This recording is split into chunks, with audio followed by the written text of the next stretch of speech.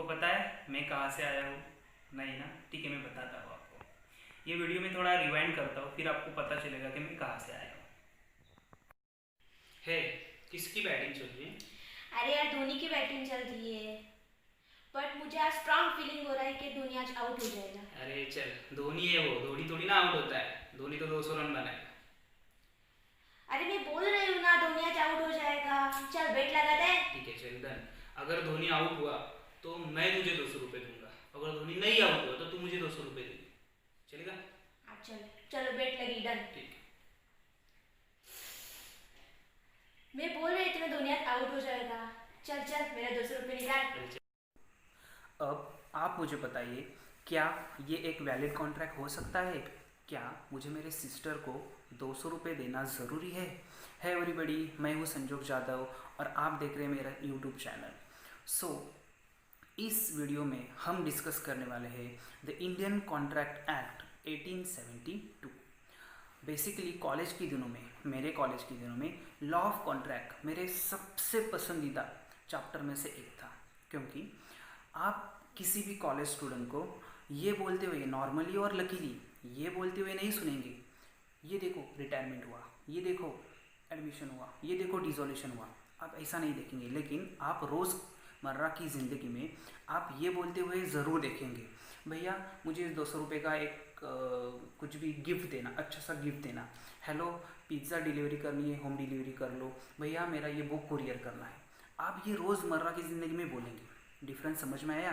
Basically मैं ये कहना चाह रहा हूँ कि आप अपनी रोज़ की ज़िंदगी में IPC, constitutions, law of company, ये सारे वर्ड्स आप बोलेंगे नहीं, लेकिन आप नॉर्मली और बहुत सारे जनरल आप बोल सकते हैं और आप बोलते भी हैं। रिटन, ओरल, इम्प्लाइड और एक्सप्रेस, आप बहुत फॉर्म्स कॉन्ट्रैक्ट के होते हैं। ये जो मैंने बोले ये फॉर्म्स ऑफ कॉन्ट्रैक्ट से ये आप रेगुलरली बोलते ही है। सो इसीलिए ये जो लॉ ऑफ कॉन्ट्रैक्ट है बहुत इम्पॉर्टेंट और बहुत सिंपल चैप्टर है। इस वीडियो में हम आज डिस्कस करने वाले हैं। So law of contract, Indian contract act 1872। Law of contract एक बहुत इम्पॉर्टेंट और बहुत सिंपल चैप्टर है और इस वीडियो में हम उसी के बारे में मैं आपके साथ डिस्कस करने वाला हूँ, the Indian contract act 1872। So students, Indian contract act जो हमारे इंडिया में फॉर्म हुआ वो हुआ 1 सितंबर 1872। 1 सितंबर 1872 का मतलब हुआ कि ये जो कॉन्ट्रैक्ट एक्ट है वो हमारे आज़ादी से बहुत साल पहले हमारे इंडिया में लागू हुआ। और जाहिर सी बात है, ये किसने किया हुआ? ब्रिटिश ने ही किया हुआ। सो ये जो कॉन्ट्रैक्ट एक्ट है वो इंस्पायर्ड है इंडियन इंग्लिश कॉन्ट्रैक्ट एक्ट से, ये बना गया है। सो ये इंडिया में कब हुआ? 1 सितंबर 1872, ये आपको याद रखना है। उसके बाद बेसिकली इंडियन कॉन्ट्रैक्ट एक्ट जो हमारे इंडिया में लागू हुआ उसके पूरे के पूरे सेक्शन है 266। सो मैं वन बाय वन आपको बताऊंगा, स्क्रीन के ऊपर इमेज आएगी वो भी आप देख सकते हैं। सो 266 सेक्शन को कैसे डिवाइड किया है, कौन से प्रोविजन में डाले हैं, कौन से नए टॉपिक्स के उसके ऊपर जो एडजस्टमेंट बताए जाते हैं, उनके कॉन्ट्रैक्ट एक्ट का जो भी लेजिस्लेशन होता है उसके बारे में कौन से सेक्शन उसके बारे में बताया है, मैं आपको वन बाय वन बताऊंगा, आप ध्यान से देखिए। सो 266 सेक्शन को डिवाइड किया है। जो पहला सेक्शन को डिवाइड किया है वो है सेक्शन 1 से लेके सेक्शन 75 तक। जो भी सेक्शन है वो सेक्शन में बताया गया है कि जनरल प्रोविजंस, कॉन्ट्रैक्ट एक्ट के ऊपर जो भी जनरल प्रोविजंस होते हैं वो बताया गया है सेक्शन 1 से लेके सेक्शन 75 तक। उसके बाद जो भी बैच बनाया है सेक्शन का वो है 76 सेक्शन से लेके सेक्शन 123। सेक्शन 76 से लेके सेक्शन 123 ये पूरा का पूरा बैच बताया है sale of goods act. Section 76 से section 123 sale of goods act के बारे में। उसके बाद सेक्शन 124 से सेक्शन 147, सेक्शन 124 से सेक्शन 147 इंडेमनिटी और गारंटी एक्ट। दोस्तों ये बहुत ही इंपॉर्टेंट चैप्टर है। उसके बाद सेक्शन 148 से सेक्शन 181, सेक्शन 148 से section 181 bailment and pledge, bailment and pledge ये भी इंपॉर्टेंट है। उसके बाद सेक्शन 182 और सेक्शन 238 एजेंसी के बारे में बताया है। उसके बाद 239 और 266 ये लास्ट का सेक्शन ये बताया है पार्टनरशिप के ऊपर। सो ये हुए पूरे 266। लेकिन 1872 के बाद जब हम आगे आए तो ये पूरा जो कॉन्ट्रैक्ट एक्ट 266 सेक्शन है उसमें से कुछ सेक्शन हटा के उनका नया सेक्शन, उनको नया एक्ट बनाया गया। वो कौन से है मैं आपको बताऊंगा। सो हमारी जो सेकेंड बैच है सेक्शन 76 से लेके 123 ये पूरा का पूरा कॉन्ट्रैक्ट एक्ट में से हटा दिया गया और उसका एक अलग सेक्शन बनाया गया, उसका एक अलग एक्ट बना गया। उसका नाम है sale of goods act. Section 76 से लेके 123 पूरा का पूरा हटा के उसका एक नया एक्ट बनाया गया, उसका नाम है सेल ऑफ गुड्स एक्ट 1930। 1930 में सेक्शन 76 और 123 तक पूरा हटा के सेल ऑफ गुड्स एक्ट बना गया। उसके बाद एक और उनका बैच हटा के एक और नया एक्ट बनाया गया, उसका नाम है पार्टनरशिप एक्ट 1932। आपको सबको पता है पार्टनरशिप एक्ट 1932, लेकिन वो कौन सी बैच है, कौन सा सेक्शन हटाया? तो सेक्शन हटाया लास्ट सेक्शन 239 से 266 का पूरा बैच हटा के उन्होंने नया सेक्शन बनाया partnership act, Indian partnership act 1932। सो दोस्तों ये आपको मैंने बताया कि 266 ये जो पूरे सेक्शंस है उसके बारे में, कौन से नए सेक्शन बने, कौन से नया एक्ट बनाया, sale of goods act 1932 section 76 से लेके 23 तक 123 तक।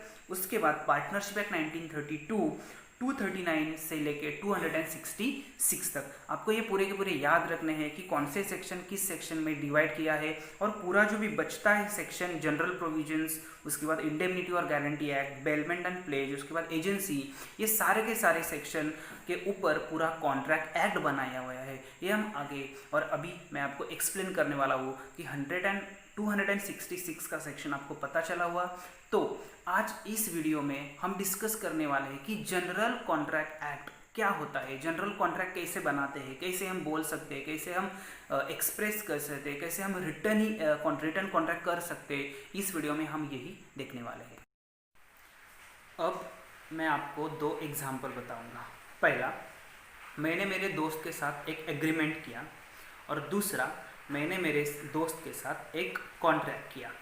और अब आप ध्यान से देखिए, अग्रीमेंट और कॉन्ट्रैक्ट्स, नॉर्मल लोगों को एग्रीमेंट और कॉन्ट्रैक्ट्स ये दोनों एक कॉमन वर्ड्स लगते हैं, कॉमन, इसका मीनिंग कॉमन लगता है। बट अग्रीमेंट और कॉन्ट्रैक्ट्स इन दोनों में बहुत और ह्यूज डिफरेंस होता है। सो आज की इस वीडियो में मैं आपको क्लियर करूंगा कि अग्रीमेंट और कॉन्ट्रैक्ट ये दोनों अलग अलग चीज़ें हैं, दोनों अलग, बहुत सारा डिफरेंस है। सो मैं आज आपको बताऊंगा कि दो स्टेटमेंट के ऊपर आज हम क्लेरिफिकेशन करने वाले हैं। पहला स्टेटमेंट है, all contracts are agreement, all contracts are agreement but all agreements are not contracts. ये जो दो स्टेटमेंट मैंने अभी बताया आपको, स्क्रीन के ऊपर आए होंगे, all contracts are agreements but all agreements are not contract, इसके बारे में हम आज इन दोनों में क्या डिफरेंस है, ये अलग क्यों है, ये इस वीडियो में मैं आपको बताऊंगा। लेकिन ये दोनों स्टेटमेंट आपको डिफरेंस जानना है तो हमारा सबसे पहले फोकस किसके ऊपर होगा? दो वर्ड्स के ऊपर होना चाहिए, एक कॉन्ट्रैक्ट और दूसरा अग्रीमेंट। कॉन्ट्रैक्ट और अग्रीमेंट ये दोनों बहुत ही अलग चीज़ें हैं, अलग उनका मीनिंग है। ये इस वीडियो में मैं आपको बताने वाला हूँ। तो कॉन्ट्रैक्ट और अग्रीमेंट में जो भी डिफरेंस है वो आपको एक्सप्लेन करने के लिए मैं आपको एक एग्जांपल बताता हूँ। सो दोस्तों, अगर मैंने बोला क्या आप मेरा लैपटॉप खरीदने में इंटरेस्टेड है, तो सामने से आपने भी बोला कि हाँ मुझे लैपटॉप खरीदना है। सो आपको यहाँ पे देखना है, मैंने बोला कि आपको क्या मेरा लैपटॉप खरीदना है, तो आपने सामने से बोला हाँ खरीदना है। सो दोस्तों, इसी एग्जाम्पल के ऊपर हम कॉन्ट्रैक्ट और अग्रीमेंट के बारे में मैं आपको एक्सप्लेन करने वाला हूँ। सो मैंने बोला आपको कि आप मेरा लैपटॉप खरीद सकते हैं। मैंने आपके सामने एक प्रपोजल रखा। प्रपोजल कौन सा रखा? कि आप मेरा लैपटॉप खरीद सकते हैं क्या? ओके। सामने से आपने क्या बोला कि हाँ सर, मैं आपका लैपटॉप खरीद सकता हूँ। मैंने आपके सामने प्रपोजल रखा और उस प्रपोजल को आपने क्या किया, एक्सेप्ट किया। इसको बोला जाता है प्रॉमिस।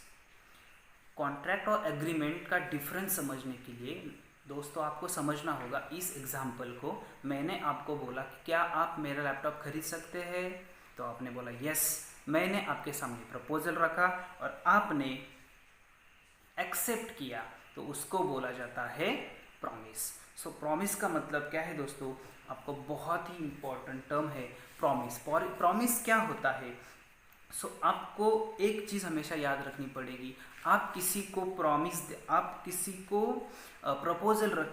के सामने प्रपोजल रख रहे हैं और उसके बाद वो सामने वाला आपको एक एक्सेप्ट करने की एक चाहत देता है, तो उसको बोला जाता है प्रॉमिस। तो प्रॉमिस की डेफिनेशन क्या है, ये देखो कि एवरी प्रपोजल और ऑफर, प्रपोजल को सिनोनिमस वर्ड्स है ऑफर। प्रपोजल का सेम वर्ड क्या होता है, ऑफर। एवरी प्रपोजल और offer when accepted become a promise. कौन सा भी प्रपोजल अगर सामने से एक्सेप्ट किया तो उसको बोला जाता है प्रॉमिस। प्रॉमिस का मतलब समझ आया? उसके बाद हम प्रपोजल रखते हैं, वो एक्सेप्ट करता है, तो उसको बोला जाता है प्रॉमिस। अगर वो प्रॉमिस के बीच में अगर कंसीडरेशन हो, प्रॉमिस के बीच में कंसीडरेशन हो, कंसीडरेशन का मतलब क्या है दोस्तों, समथिंग इन रिटर्न। अगर मैं लैपटॉप बेच रहा हूँ, आपको दे रहा हूँ, तो आपको लैपटॉप मिल रहा है और उस लैपटॉप के पैसे सपोज 30,000 मुझे मिल रहे, तो उसके रिटर्न में मुझे कुछ ना कुछ मिल रहा है, तो कुछ ना कुछ जो मिलता है रिटर्न में, उसको बोला जाता है कंसीडरेशन। फर्स्ट पार्ट समझ में आया? मैंने आपको बोला लैपटॉप चाहिए, आपने बोला यस। मैंने प्रपोजल रखा, आपने वो एक्सेप्ट किया। उस एक्सेप्ट के बाद आपको लैपटॉप मिला, उस लैपटॉप के बाद में मुझे उस लैपटॉप के पैसे मिले समथिंग 30,000 रुपीज़, तो वो मिला कंसीडरेशन। 3 टर्म हो गए। पहला हुआ प्रपोजल, वो प्रपोजल एक्सेप्ट किया तो उसको बोला जाता है प्रॉमिस। और उस प्रॉमिस में अगर कंसीडरेशन हो तो उसको बोला जाता है दोस्तों अग्रीमेंट। अग्रीमेंट कब बनता है? जब प्रपोजल हो, उस प्रपोजल का एक्सेप्टेंस हो, उसके बाद प्रॉमिस बनता है। और प्रॉमिस में अगर कंसीडरेशन हो तो उस कंसीडरेशन के उस पूरे कंसेप्ट को बोला जाता है अग्रीमेंट। अग्रीमेंट का मतलब क्या है कि प्रपोजल और प्रॉमिस उसके बीच जो भी होता है और उसमें कंसीडरेशन मिलता है, तो उसको बोला जाता है अग्रीमेंट। अगर अग्रीमेंट हुआ और अग्रीमेंट के बाद क्या होता है दोस्तों, कॉन्ट्रैक्ट। पर उस अग्रीमेंट में अगर वो जो आप अग्रीमेंट कर रहे हैं वो अग्रीमेंट फुलफिल होकर आगे जाता है, फुलफिल होने का मतलब होता है इनफोर्सेबल। अगर वो अग्रीमेंट इनफोर्सेबल होता है, लॉफुल होता है, तभी जाके वो अग्रीमेंट का कनेक्शन कॉन्ट्रैक्ट के ऊपर होता है। बेसिकली उसको बोला जाता है, अगर प्रपोजल हुआ, एक्सेप्टेंस हुआ, उसका प्रॉमिस बना, उस प्रॉमिस में अगर कंसीडरेशन हो, उसके बाद वो एग्रीमेंट बनता है और वो अग्रीमेंट आगे जाके इनफोर्सेबल बाय लॉ, अगर इनफोर्सेबल बाय लॉ, वो एग्रीमेंट इनफोर्सेबल बाय लॉ हुआ तो ही आगे जाके उस अग्रीमेंट का कॉन्ट्रैक्ट बनता है। कंसेप्ट समझ में आ गई? कॉन्ट्रैक्ट कैसे बनता है और अग्रीमेंट कैसे बनता है? अग्रीमेंट कैसे बनता है दोस्तों, प्रपोजल का एक्सेप्टेंस हुआ, उस एक्सेप्टेंस में जो भी होता है उसको प्रॉमिस कहते हैं, और उस प्रॉमिस में अगर कंसीडरेशन हो तो उसको बोला जाता है अग्रीमेंट। अगर वो अग्रीमेंट इनफोर्सेबल बाय लॉ हुआ तो वो बन जाता है वैलिड कॉन्ट्रैक्ट। समझ में आया? अब मैं आपको बताऊंगा कि कॉन्ट्रैक्ट का मतलब क्या है, मीनिंग ऑफ कॉन्ट्रैक्ट, डेफिनेशन क्या है कॉन्ट्रैक्ट की। ये देखो आपके सामने होगी, every agreement enforceable by law is a contract. Every agreement, अगर वो एग्रीमेंट इनफोर्सेबल बाय लॉ हुआ तो उसको बोला जाता है कॉन्ट्रैक्ट। अब आप सोच रहे होंगे कि इनफोर्सेबल बाय लॉ का मतलब क्या है, इनफोर्सेबल का मतलब क्या होता है? इनफोर्सेबल का मतलब क्या है कि फोर्स, उस लॉ को फोर्स करके वो सबके सामने लाना है, उसके अगेंस्ट में आपको कुछ रिटर्न मिल रहा है और वो लॉफुली हो और उसके ऊपर कुछ ना कुछ लॉ हो, उसको बोला जाता है लॉफुल। अनफोर्सेबल, इन्फोर्सेबल का मतलब क्या है? गवर्नमेंट अंडरटेकिंग जो भी कोर्ट में, फॉर एग्जांपल इन्फोर्सेबल का मीनिंग समझना है तो मैं आपको एक एग्जांपल देता हूँ। आपने अमेजोन के ऊपर कुछ शॉपिंग करने के लिए एक टीवी खरीदी और ऑनलाइन पेमेंट भी किया, तो ऑनलाइन पेमेंट किया लेकिन अमेजोन को उसके पैसे भी मिले, लेकिन अमेजोन ने आपको टीवी होम डिलीवरी नहीं की। सो आपने उसके अगेंस्ट में केस फाइल की कोर्ट में। अब कोर्ट में केस गई तो अमेजोन के ऊपर, अमेजोन के सामने दो ही ऑप्शन है, एक तो आपके पैसे रिटर्न कर दो या जो भी टीवी के पैसे उन्होंने लिए है या आपको टीवी दे दो, पैसे रिटर्न कर दो या टीवी कर दो, और उसका जो भी रिजल्ट हो वो कोर्ट में मिला तो उसको बोला जाता है इन्फोर्सेबल बाय लॉ। इन्फोर्सेबल का मतलब हुआ आपने केस की, आपके सामने वो केस आपके हिसाब से आपको उसका डिसीजन मिला तो उसको बोला जाता है इन्फोर्सेबल बाय लॉ। अगर आप समझो आप 10th में है और यूनिवर्सिटी के किसी भी एक पर्सन ने आपको बोला कि मेरे पास एग्ज़ाम, फाइनल एग्ज़ाम के पेपर है, मैं आपको दे दूंगा, तो मुझे 10,000 रुपये दे दो। सो आपने बोला ठीक है, मैं तो तेरे को 10,000 रुपये देता हूँ, तू मुझे वो पेपर दे। आपको पेपर मिले, पेपर में आप पास भी हुए अच्छे मार्क्स से, उसके बाद आपने उसको पैसे दिए ही नहीं, तो वो बंदा जो भी उसने आपको पेपर लीक करके दिए वो अगर कोर्ट में जा सकता है क्या? तो ये लॉफुल है क्या? नहीं। सो इन्फोर्सेबल बाय लॉ का मतलब यह क्या है कि आप कुछ भी प्रपोजल सामने रखो, उसका कंसीडरेशन भी आपको मिल रहा है, एग्रीमेंट भी बन रहा है, लेकिन वो एग्रीमेंट अगर enforceable by law government undertaking होता है तभी उसका उसको बोला जाता है enforceable by law. Government undertaking होना चाहिए, उसको ही बोला जाता है इन्फोर्सेबल बाय लॉ। वही एग्रीमेंट आगे जाके कॉन्ट्रैक्ट बनता है। सो बेसिकली मैंने जो आपको बताया, फर्स्ट चेन थी प्रपोजल, आपने किसी के सामने प्रपोजल रखा तो उसका एक्सेप्टेंस आया तो उसको बोला जाता है प्रॉमिस। उस प्रॉमिस में अगर कंसीडरेशन हो तो वो बन जाता है अग्रीमेंट, और उस अग्रीमेंट इन्फोर्सेबल बाय लॉ हुआ तो ही वो कॉन्ट्रैक्ट बनता है। आपको डिफरेंस समझ आया कॉन्ट्रैक्ट और अग्रीमेंट में? इसलिए उन्होंने बताया है कि all contracts are agreements but all agreements are not contract. Proposal, acceptance, promise is equal to consideration is equal to agreement, agreement plus enforceable is equal to contract. Chain समझ में आई? आपको समझ आया होगा कि अग्रीमेंट्स क्या होता है और कॉन्ट्रैक्ट्स क्या होता है। अग्रीमेंट और कॉन्ट्रैक्ट, इन दोनों का समझ, इन दोनों का डिफरेंस आपको आई होप समझ आया होगा। आप फिर से देखिए, प्रपोजल आपके सामने किसी ने रखा, अगर वो आपने एक्सेप्ट किया तो वो बन जाता है प्रॉमिस। देन अगर उस प्रॉमिस में कंसीडरेशन हो तो वो बन जाता है अग्रीमेंट। अगर उस अग्रीमेंट इन्फोर्सेबल बाय लॉ हुआ तो ही बन जाता है कॉन्ट्रैक्ट। तो कॉन्ट्रैक्ट का असली मतलब क्या है? Every agreement enforceable by law is a contract, it is called as contract. So ये हुआ इंडियन कॉन्ट्रैक्ट एक्ट का बेसिक कॉन्ट्रैक्ट और अग्रीमेंट का डिफरेंस। आई होप कि आपको वो जो स्टेटमेंट मैंने दो बताए थे, all contracts are agreements but all agreements are not contract, इसका मतलब, इसका डिफरेंस आपको समझ आएगा। सो इसके बाद मैं आपको बताऊंगा कि एग्जैक्टली कॉन्ट्रैक्ट्स, वैलिड कॉन्ट्रैक्ट्स क्या क्या होते हैं, उसके कंडीशंस क्या क्या होते हैं।